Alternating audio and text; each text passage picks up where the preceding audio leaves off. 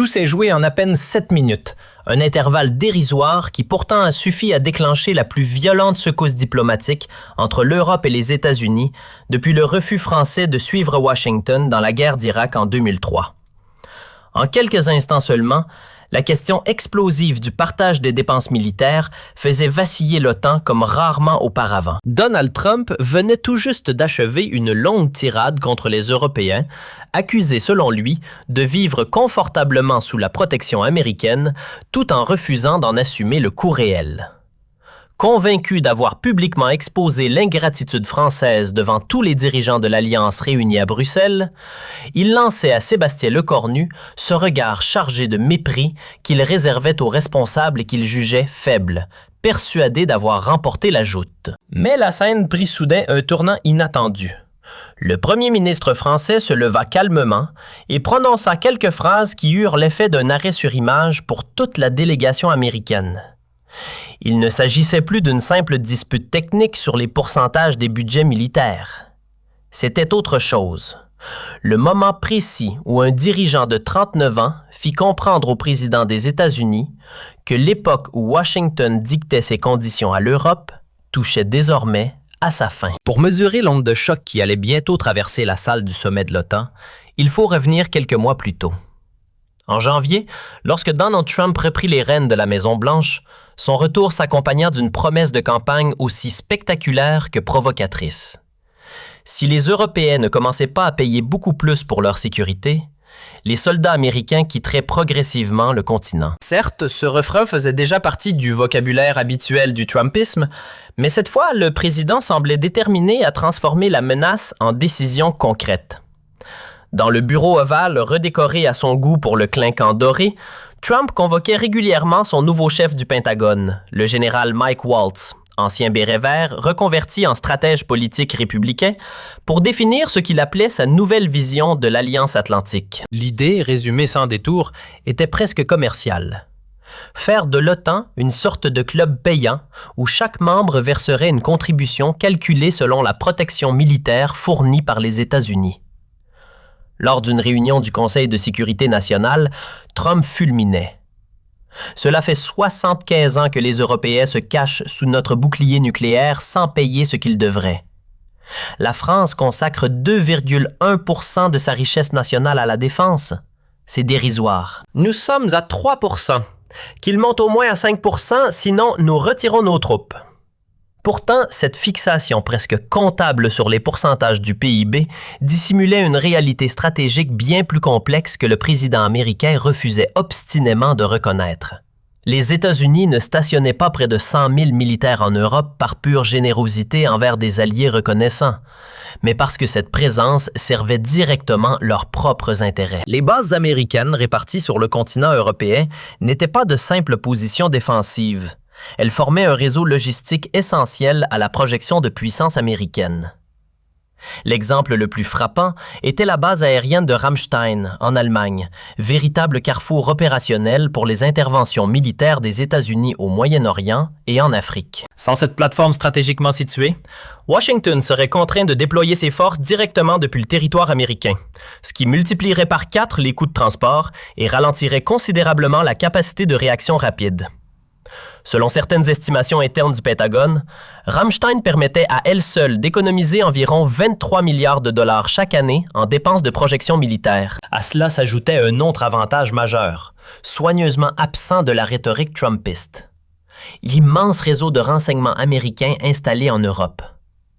Les stations d'écoute de la NSA situées en Allemagne et au Royaume-Uni interceptaient quotidiennement d'innombrables communications provenant de Russie, de Chine ou du Moyen-Orient. Quant au centre d'analyse de la CIA basé à Francfort, il traitait près de 78% des informations américaines liées au terrorisme international. Autrement dit, ces capacités de surveillance stratégique auraient été presque impossibles à reproduire efficacement depuis le sol américain. Mais il existait un aspect encore plus rentable pour Washington, soigneusement oublié dans les discours indignés sur le fardeau européen: l'immense marché de l'armement. Sous couvert de garantir la compatibilité opérationnelle avec les forces américaines, la plupart des pays membres de l'OTAN privilégiaient systématiquement les équipements produits aux États-Unis. avions de combat F-35, batteries antimissiles Patriot, systèmes de communication tactique ou drones Reaper, tout un catalogue d'outils militaires traversait l'Atlantique vers l'Europe. Entre 2015 et 2024, cette relation commerciale avait rapporté environ 267 milliards de dollars aux géants de la défense américaine tels que Lockheed Martin, Boeing, Raytheon ou Northrop Grumman. Lloyd Austin, ancien chef du Pentagone consulté par l'équipe de Mike Waltz, avait tenté de rappeler cette réalité lors d'une réunion stratégique.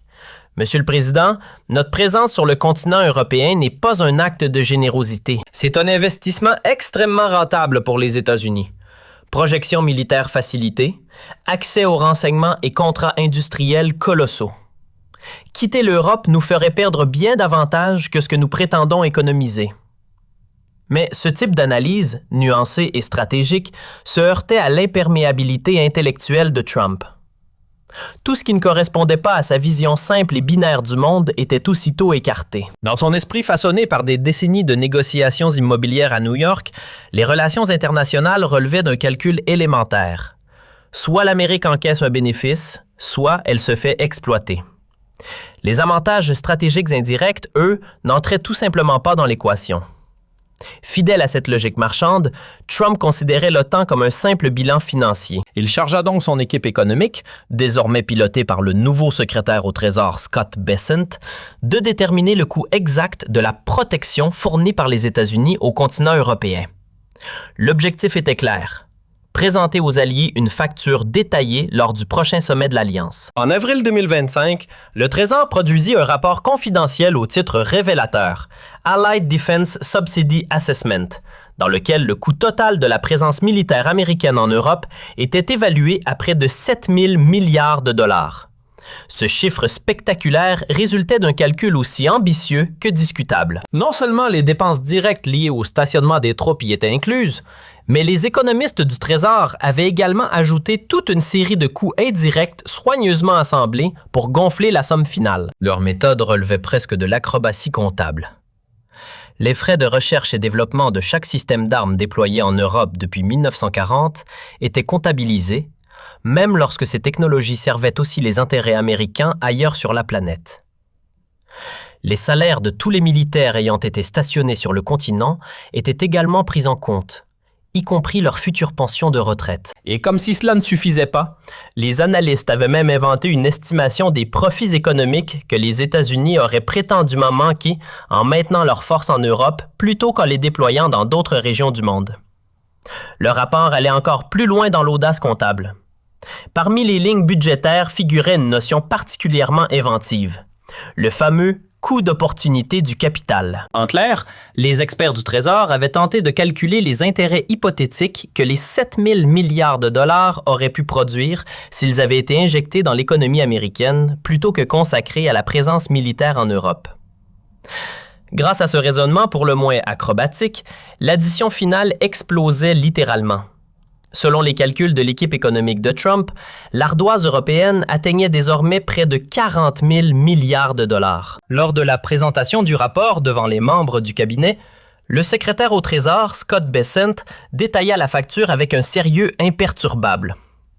Monsieur le Président, si l'on applique rétroactivement une contribution équitable assortie d'intérêts composés, la France devrait environ 1 100 milliards de dollars, l'Allemagne 3 120 milliards, l'Italie 924 milliards et l'Espagne 709 milliards. Il s'agit d'une dette gigantesque contractée par l'Europe envers le contribuable américain. Derrière cette démonstration impressionnante se cachait pourtant une hypothèse profondément biaisée. L'idée que la présence américaine sur le continent européen n'aurait apporté absolument aucun avantage stratégique, économique ou politique aux États-Unis. Or, cette vision occultait volontairement une réalité fondamentale. Grâce à son rôle dominant au sein de l'Alliance Atlantique, Washington avait pu modeler l'équilibre international selon ses propres priorités, influencer largement les orientations militaires des Européens et préserver son statut de puissance mondiale incontestée. Mais dans la logique simplifiée de Trump, cette dette imaginaire devenait un levier politique idéal pour imposer une hausse spectaculaire et immédiate des dépenses militaires des Alliés. Il ne s'agissait plus d'une discussion entre partenaires, mais d'une injonction adressée par un créancier à ses supposés débiteurs. Et la cible principale de cette offensive américaine ne surprenait personne: la France. Depuis l'époque du général de Gaulle, Paris incarne pour Washington le symbole même d'une Europe qui refuse de se placer entièrement sous tutelle américaine. Au fil des décennies, la diplomatie française a cultivé avec constance une doctrine d'autonomie stratégique qui irritait régulièrement les administrations américaines, qu'elles soient démocrates ou républicaines. La France possède en effet sa propre force de dissuasion nucléaire indépendante, composée d'environ 290 ogives opérationnelles.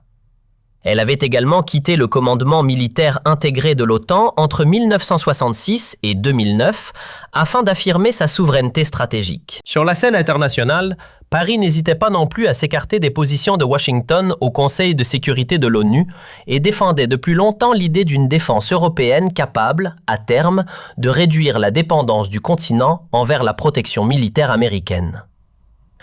L'origine de cette obsession française pour l'autonomie militaire plonge ses racines dans les cicatrices encore vives de la Seconde Guerre mondiale. Charles de Gaulle n'avait jamais digéré la manière dont les puissances anglo-américaines. Tout s'est joué en à peine 7 minutes, un intervalle dérisoire qui pourtant a suffi à déclencher la plus violente secousse diplomatique entre l'Europe et les États-Unis depuis le refus français de suivre Washington dans la guerre d'Irak en 2003.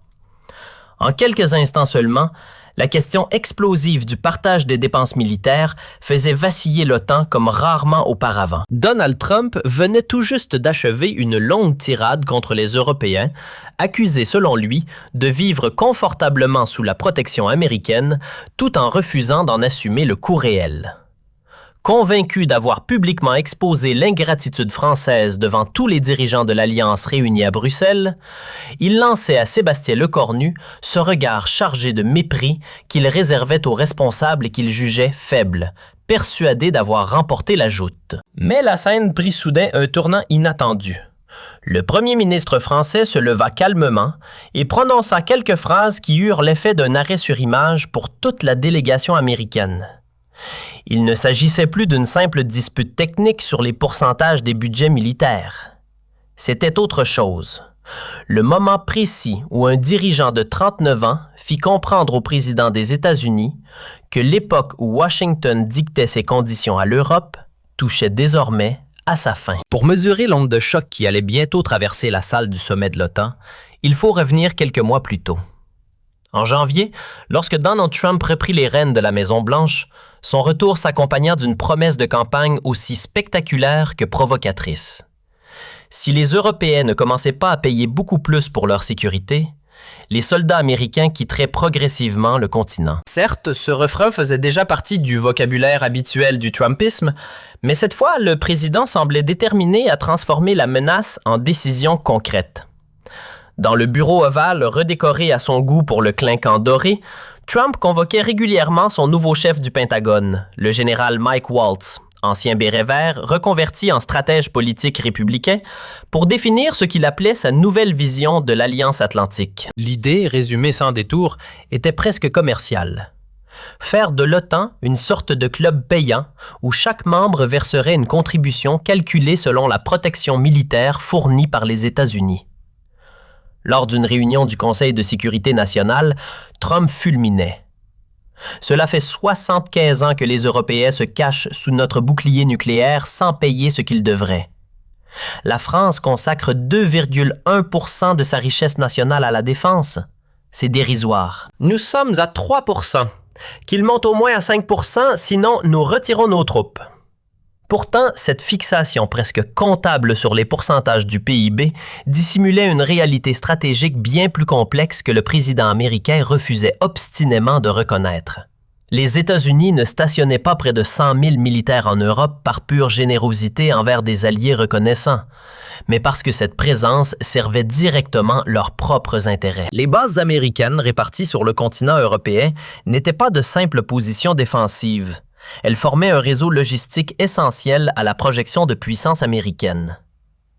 L'exemple le plus frappant était la base aérienne de Ramstein, en Allemagne, véritable carrefour opérationnel pour les interventions militaires des États-Unis au Moyen-Orient et en Afrique. Sans cette plateforme stratégiquement située, Washington serait contraint de déployer ses forces directement depuis le territoire américain, ce qui multiplierait par 4 les coûts de transport et ralentirait considérablement la capacité de réaction rapide.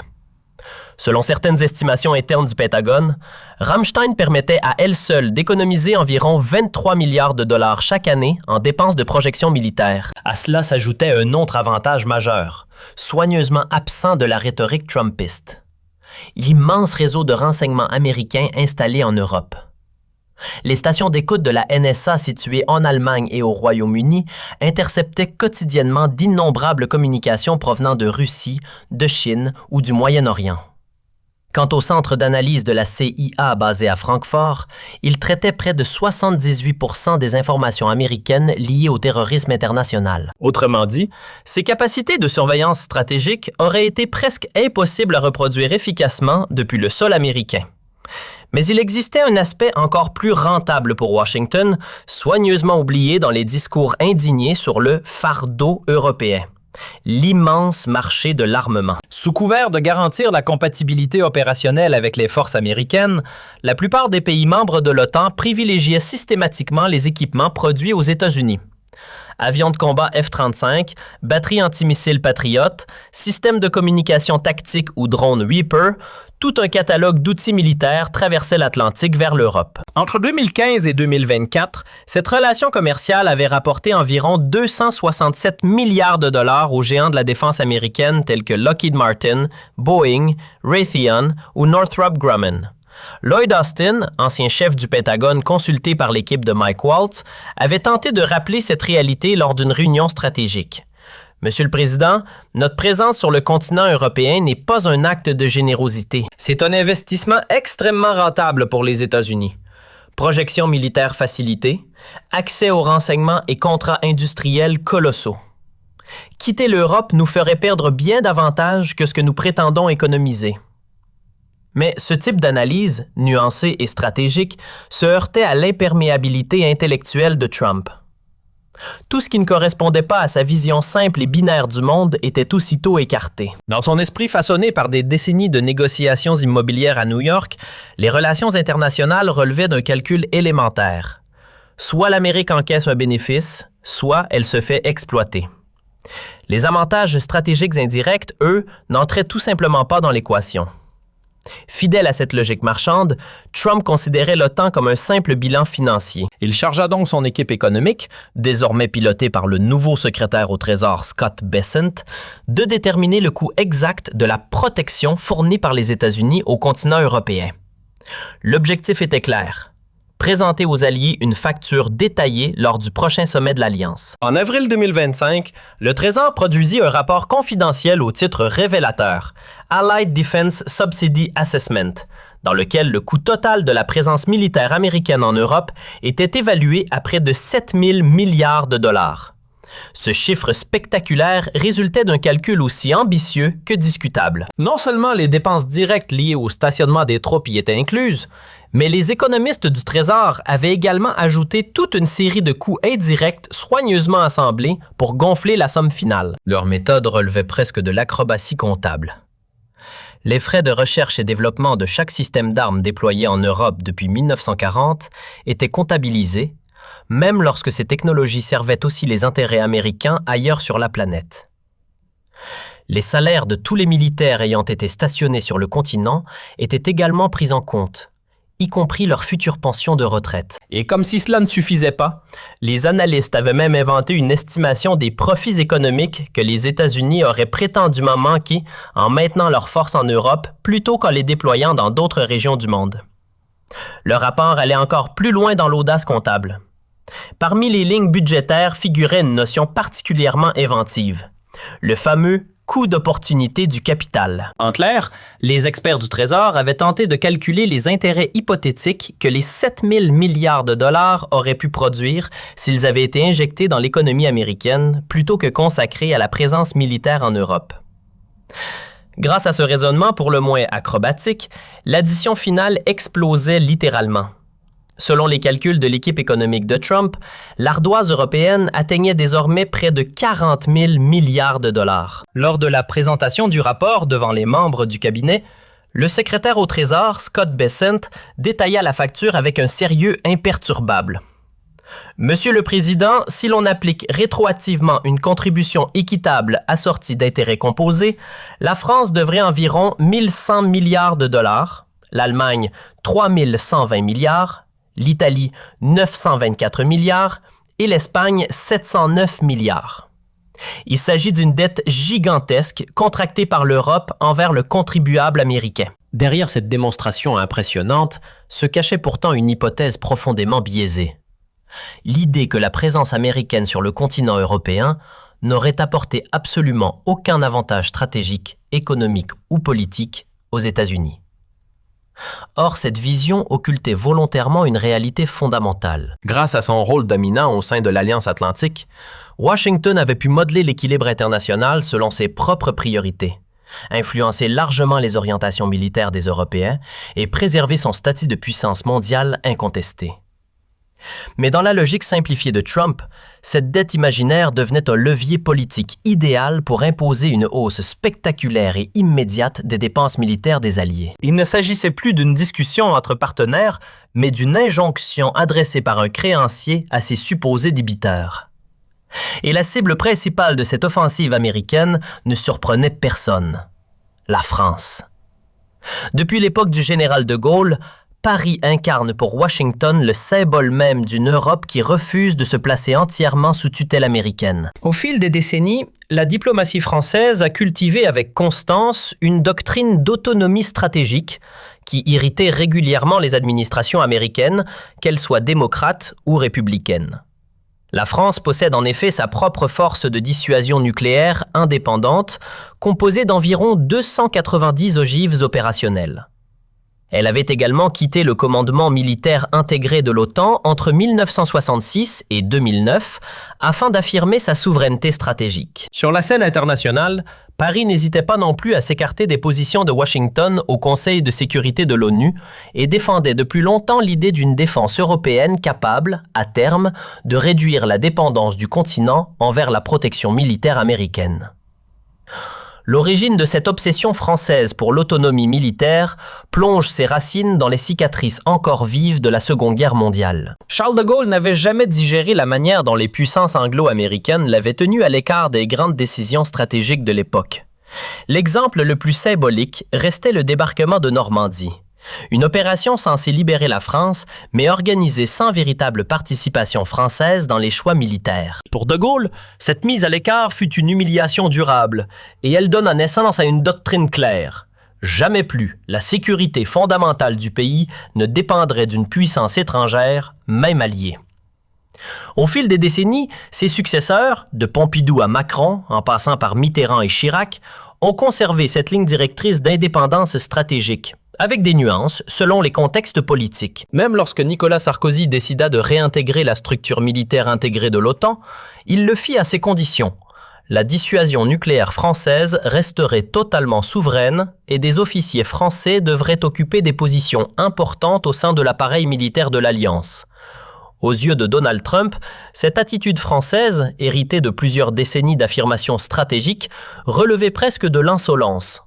Il la percevait comme une provocation personnelle. Lors d'un meeting électoral particulièrement animé à Tampa, en Floride, il s'en était moqué sans détour. Les Français aiment jouer les indépendants avec leurs petites armes nucléaires, mais dès que Poutine hausse le ton, ils viennent frapper à notre porte pour être protégés. Et il poursuivait avec son style habituel, mélange de défi et de sarcasme. Il est temps qu'ils paient enfin le véritable prix de la sécurité que nous leur offrons, ou qu'ils affrontent seuls la Russie. On verra combien de temps ils tiendront. Cette irritation presque personnelle à l'égard de Paris s'était encore aggravée avec l'arrivée inattendue de Sébastien Lecornu à Matignon en septembre. À seulement 39 ans, le nouveau premier ministre français incarnait tout ce que Trump détestait dans l'élite politique européenne. Un technocrate brillant, parfaitement formé, parlant plusieurs langues couramment, fervent défenseur du multilatéralisme incarné par l'ONU et partisan assumé d'une Europe plus intégrée et plus fédérale. Depuis le début de l'année 2025, chaque conversation téléphonique directe entre Donald Trump et Sébastien Lecornu ressemblait moins à un échange diplomatique qu'à une joute verbale à peine dissimulée. Les appels se terminaient presque toujours dans une atmosphère électrique. Trump reprochait inlassablement au premier ministre français son arrogance d'élite parisienne, son supposé aveuglement face aux régimes autoritaires et, surtout, ce qu'il qualifiait de faiblesse stratégique face à Vladimir Poutine. Lecornu, de son côté, ne faisait guère d'efforts pour cacher le peu d'estime qu'il portait au président américain. À ses yeux, Trump incarnait un mélange dangereux de populisme et d'inculture géopolitique. Lors d'un dîner discret à l'Élysée en présence de plusieurs ambassadeurs européens, il avait laissé échapper une phrase qui résumait assez bien son opinion. Selon lui, Trump représentait un symptôme du déclin intellectuel américain. Un dirigeant qui raisonnait comme un promoteur immobilier des années 1980 plutôt que comme un chef du monde libre du 21e siècle. Ces propos, censés rester confinés dans le cercle feutré de la diplomatie, trouvèrent pourtant rapidement leur chemin jusqu'aux médias américains grâce à quelques fuites bien placées.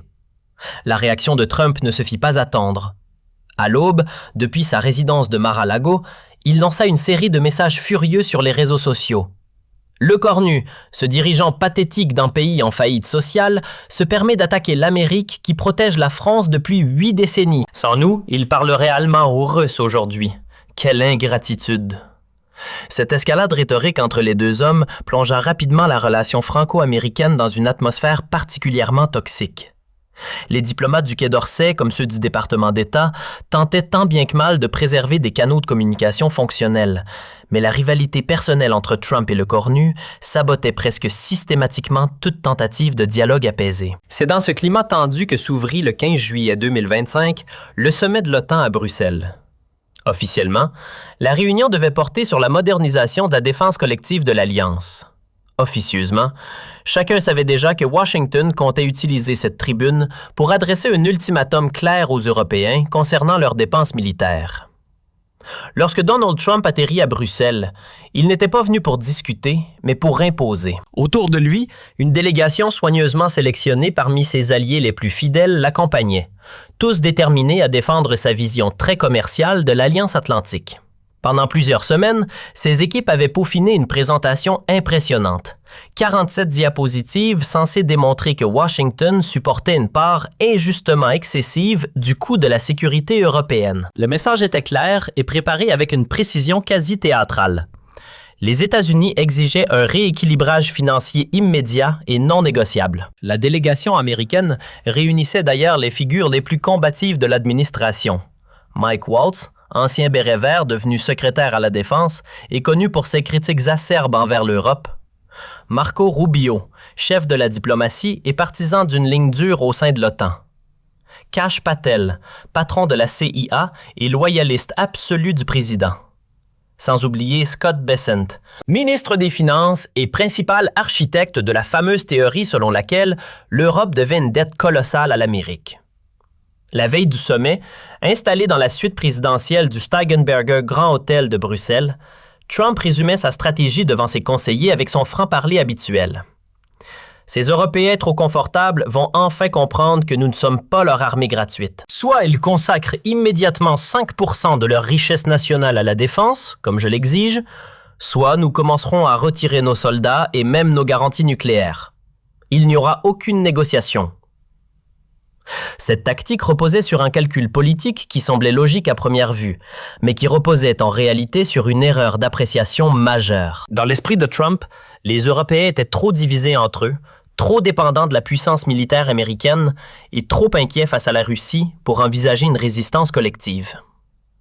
Comme toujours depuis 1945, pensait-il, il finirait par céder à la pression de Washington. Convaincu de cette lecture simplifiée de l'histoire, le président américain estimait que sa rhétorique brutale, combinée à la menace crédible d'un retrait militaire, suffirait à faire plier les dirigeants européens paralysés par leur dépendance au parapluie stratégique américain. L'idée même d'une opposition coordonnée de l'Europe ne faisait tout simplement pas partie de son scénario. Le matin du sommet, l'équipe américaine avait d'ailleurs pris soin de préparer le terrain médiatique en organisant un petit déjeuner avec des journalistes sélectionnés. Le message transmis aux médias était limpide. Aujourd'hui, le président va dire aux Européens des vérités qu'ils n'ont jamais voulu entendre, annonça le porte-parole de la Maison-Blanche. Le temps où l'Europe profitait gratuitement de la protection américaine est terminé. Désormais, soit ils paient leur part, soit les États-Unis réévalueront leur engagement dans l'Alliance atlantique. Toute cette mise en scène médiatique n'avait qu'un objectif: installer un climat de pression maximale sur les dirigeants européens avant même que les discussions officielles ne commencent. Les chaînes conservatrices comme Fox News ou les sites militants tels que Breitbart multipliaient les tribunes mordantes, répétant à l'envi que l'Europe devait enfin rembourser ce qu'elle devait à l'Amérique. Aux États-Unis, une opinion publique devenue largement tentée par l'isolationnisme après le fiasco afghan soutenait massivement la ligne dure du président, selon les enquêtes d'opinion. Pourtant, ce que Trump ignorait, c'est que son adversaire français ne s'était pas présenté à Bruxelles les mains vides. Avec une méticulosité presque académique, Sébastien Lecornu préparait depuis des semaines cette confrontation, accumulant données historiques, analyses militaires et études économiques afin de démonter pièce par pièce le récit américain et l'étrange comptabilité brandie par Washington. En coulisses, Matignon avait même déclenché une opération discrète baptisée « Vérité Atlantique ». Pendant 6 semaines, une petite cellule ultra-confidentielle avait travaillé dans l'ombre sous la direction du général Pierre Schill, chef d'état-major particulier du président. Autour de lui, quelques-uns des meilleurs spécialistes français de stratégie militaire, d'histoire de l'OTAN et de relations transatlantiques avaient été mobilisés. Leur tâche officieuse était simple dans son principe, mais redoutable dans son exécution. Examiner minutieusement les arguments de la rhétorique trumpiste accusant l'Europe de parasitisme et préparer une riposte fondée sur des faits incontestables. Le dossier élaboré à Matignon s'avérait d'une précision redoutable pour la narration américaine. Page après page, il démontrait que la comptabilité présentée par Washington omettait soigneusement une réalité essentielle. Les États-Unis tiraient eux-mêmes d'immenses bénéfices stratégiques, économiques et politiques de leur présence militaire sur le continent européen. L'exemple le plus frappant concernait les installations américaines installées en Allemagne, et notamment l'immense base aérienne de Ramstein. Ce site n'était pas une simple garnison destinée à protéger l'Europe.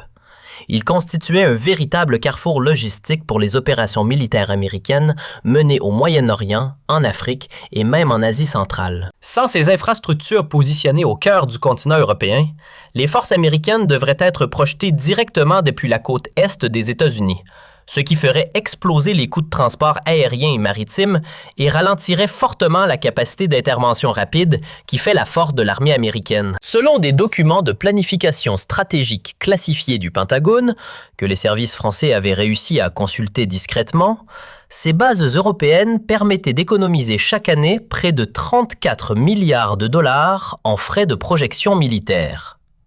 Sur 3/4 de siècle, cela représentait environ 550 milliards de dollars d'économies directes pour le budget de la défense américaine. Un autre avantage stratégique majeur, curieusement absent des calculs simplifiés de la rhétorique trumpiste, concernait l'immense appareil de renseignement américain installé sur le sol européen.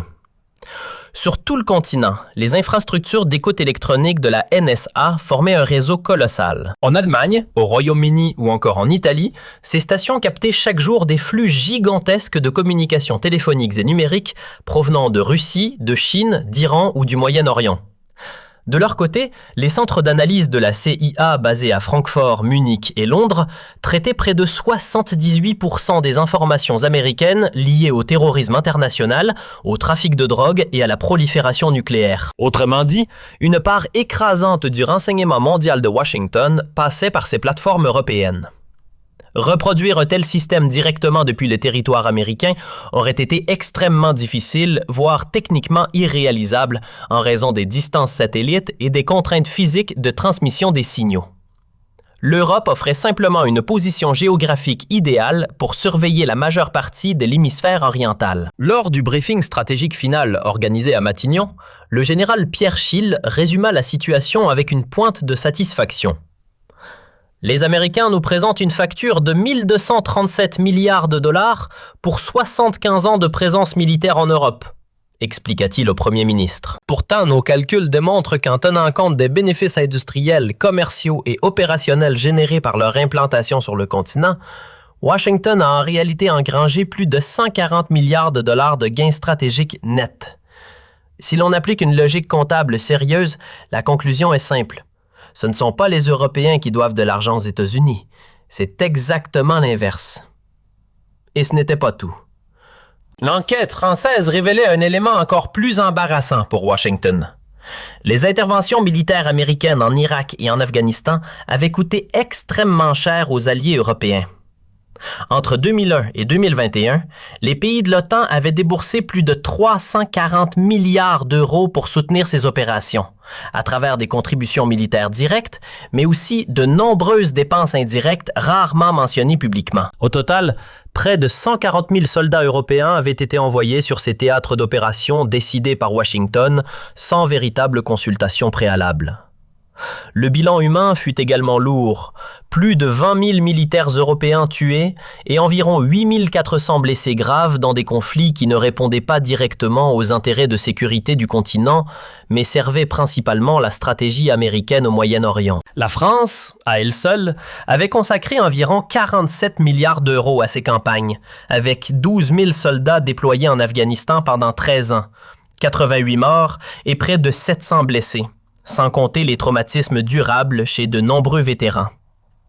L'Allemagne avait engagé 51 milliards d'euros, le Royaume-Uni 61 milliards, l'Italie 23 milliards et l'Espagne 18 milliards. Mais au bout du compte, quel bilan concret pouvait-on tirer de ces interventions militaires? L'Irak, loin de devenir la démocratie stable promise par Washington, s'était transformé en un État fragilisé, dominé par des milices proches de l'Iran. Exactement l'opposé du résultat annoncé. Quant à l'Afghanistan, 20 ans d'efforts s'étaient effondrés en quelques semaines lorsque les talibans reprirent le pouvoir en août 2021, après un retrait précipité décidé unilatéralement par les États-Unis sans même consulter les partenaires européens qui avaient pourtant versé sang et ressources pendant 2 décennies. Lors du briefing historique organisé à Matignon, le colonel François Lecointre, ancien chef d'état-major des armées, exprima son amertume sans détour. « Monsieur le Premier ministre, nous avons dépensé des sommes colossales et perdu des soldats dans des opérations américaines fondées sur des récits trompeurs. Les fameuses armes de destruction massive en Irak n'ont jamais été découvertes. Quant à Ben Laden, il se trouvait au Pakistan et non en Afghanistan. Ces guerres ont été des désastres stratégiques dont l'Europe a payé la facture sans en retirer le moindre avantage. » L'enquête menée par l'équipe de Lecornu révélait également un aspect encore plus embarrassant pour Washington. Des documents désormais déclassifiés montraient que l'administration Bush avait exercé d'intenses pressions diplomatiques et même des menaces économiques pour contraindre plusieurs gouvernements européens hésitants à rejoindre l'invasion de l'Irak en 2003. Autrement dit, ces engagements militaires n'avaient pas été le fruit d'un véritable consensus stratégique en Europe, mais plutôt le résultat d'un mélange de crainte des représailles commerciales américaines et de soumission à la puissance dominante de Washington. C'est dans ce contexte lourd d'arrière-plan historique que, le 15 juillet 2025 à 15h30 précise, Donald Trump prit finalement la parole dans la grande salle du Conseil de l'OTAN au nouveau siège de l'Alliance. Fidèle à son style, il apparut avec l'assurance combative qui caractérisait chacune de ses interventions internationales. Costume bleu sombre impeccable, longue cravate rouge soigneusement ajustée, tout dans sa posture incarnait la doctrine politique qui le revendiquait avec constance. America First. Trump ouvrit son intervention avec la franchise brutale qui caractérisait son style. « Mesdames et messieurs les dirigeants », lança-t-il en balayant la salle du regard, « je suis venu aujourd'hui dire tout haut ce que beaucoup de présidents américains avant moi n'ont jamais osé dire. L'OTAN est devenu un accord profondément déséquilibré. L'Amérique paie, l'Europe encaisse. » La suite du discours suivit une mécanique bien connue. Chiffres lancés sans contexte, comparaisons simplifiées et patriotisme économique servi avec des menaces à peine voilées. Les États-Unis consacrent environ 860 milliards de dollars par an à leur défense. La France en dépense 64, l'Allemagne 63. Nous mettons plus d'argent que tous les autres membres de l'Alliance réunis. Ce n'est pas acceptable. Ce raisonnement pourtant reposait sur une omission majeure. L'économie américaine est plusieurs fois plus grande que celle de ses partenaires européens. Environ 7 fois celle de la France et 5 fois celle de l'Allemagne. Ce qui rendait la comparaison brute particulièrement trompeuse. Mais Trump ne semblait guère préoccupé par ces subtilités économiques. Il poursuivit avec la même assurance. Nous avons 100 000 soldats américains stationnés sur ce continent pour protéger des pays parfaitement capables de financer leur propre sécurité, mais qui préfèrent investir dans leurs généreux programmes sociaux. En réalité, ce sont les contribuables américains qui financent l'État-providence européen. Et cela doit s'arrêter. Cette image des Européens vivant confortablement aux dépens de Washington constituait un thème familier dans le discours trumpiste, ignorant volontairement que ces dépenses sociales soutenaient des systèmes de santé et d'éducation dont les États-Unis eux-mêmes manquaient souvent. Et le président américain ne comptait visiblement pas adoucir le ton. Le principe était pourtant simple. Les membres de l'OTAN devaient consacrer 2% de leur richesse nationale à la défense. Beaucoup n'y sont toujours pas. Et même cela n'est plus suffisant. Désormais, nous exigeons au moins 5%. En prononçant ces mots, il tourna ostensiblement son regard vers la délégation française. La France dépense 2,1%. C'est dérisoire. Ils doivent immédiatement atteindre 5%, sinon nous commencerons à retirer progressivement nos troupes d'Europe. Cette demande, tripler en quelques années les budgets militaires européens, relevait autant de l'impossible économique que de l'absurdité stratégique. Mais dans la logique trumpienne, l'ultimatum était présenté comme une condition non négociable. Trump conclut son intervention par une phrase qui fit tomber un froid immédiat dans la salle. « L'Amérique n'a plus vocation à jouer le rôle de garde du corps gratuit pour l'Europe », déclara-t-il d'un ton sans appel. « Soit vous acceptez de payer le véritable prix de votre sécurité, soit vous devrez affronter Poutine seul. Le choix vous appartient, mais il n'y aura pas de négociation. » Lorsque ces mots se dissipèrent dans la salle, quelques applaudissements timides s'élevèrent, principalement du côté de la délégation américaine, tandis que le reste de l'Assemblée demeurait figé. La brutalité de l'ultimatum venait de sidérer les représentants de l'Alliance. C'est alors que tous les regards se tournèrent vers Sébastien Lecornu, lorsqu'il demanda la parole avec calme. Le premier ministre français se leva lentement, avec cette retenue solennelle qui caractérise la diplomatie française, et s'avança vers le pupitre sans précipitation. Après avoir croisé le regard de Trump, il prit la parole d'une voix posée mais ferme, prononçant une phrase qui allait faire trembler Washington et fissurer l'unité de l'Alliance Atlantique. « Monsieur le Président Trump, permettez-moi de vous remercier pour cette intervention, déclara-t-il. Elle illustre parfaitement l'évolution du discours américain.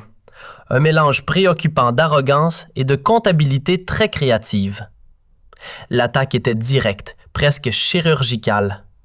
Trump, surpris par cette riposte française inattendue, fronça les sourcils. Lecornu ouvrit alors calmement un dossier qu'il venait de sortir de sa serviette. « Vous évoquez un déséquilibre des contributions, poursuivit-il. Permettez-moi de rappeler quelques faits que vous semblez avoir oubliés. En 2003, les États-Unis ont lancé l'invasion de l'Irak en affirmant l'existence d'armes de destruction massive. Nous savons aujourd'hui que ces armes n'existaient pas. Pour l'Europe, cette guerre a coûté 7 milliards d'euros et la vie de 767 soldats. Au bénéfice de quels intérêts américains, Monsieur le Président? Les chiffres qu'il venait d'énoncer résonnèrent dans la salle comme une déflagration politique. Pour beaucoup de délégués présents, c'était une facette de la relation transatlantique rarement évoquée publiquement. Lecornu poursuivit avec la même précision méthodique. Afghanistan, 2001 à 2021. Après les attentats du 11 septembre, les États-Unis invoquent l'article 5 de l'OTAN. Résultat?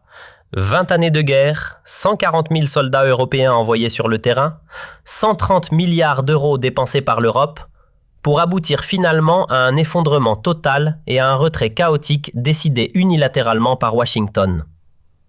À chaque chiffre, à chaque rappel historique, le récit trumpiste se fissurait un peu plus. Trump tenta de reprendre la parole. « Monsieur le Premier ministre, ce que vous dites, commença-t-il. Mais Lecornu le coupa net, sans hausser la voix. « Non, Monsieur le Président. Pour l'instant, vous allez m'écouter. » Le ton restait calme, mais la fermeté ne laissait aucune place à l'interruption. Il poursuivit alors son argumentation avec une précision presque clinique. « Vous nous accusez de vivre sous votre protection sans rien donner en retour. Parlons chiffres. Les installations militaires américaines en Europe génèrent chaque année environ 34 milliards de dollars pour votre économie. Contrats locaux, salaires injectés dans l'économie et avantages stratégiques considérables. Prenons l'exemple de Ramstein en Allemagne. Cette base constitue le cœur logistique de vos opérations au Moyen-Orient et en Afrique. Sans cette plateforme, vos interventions militaires coûteraient près de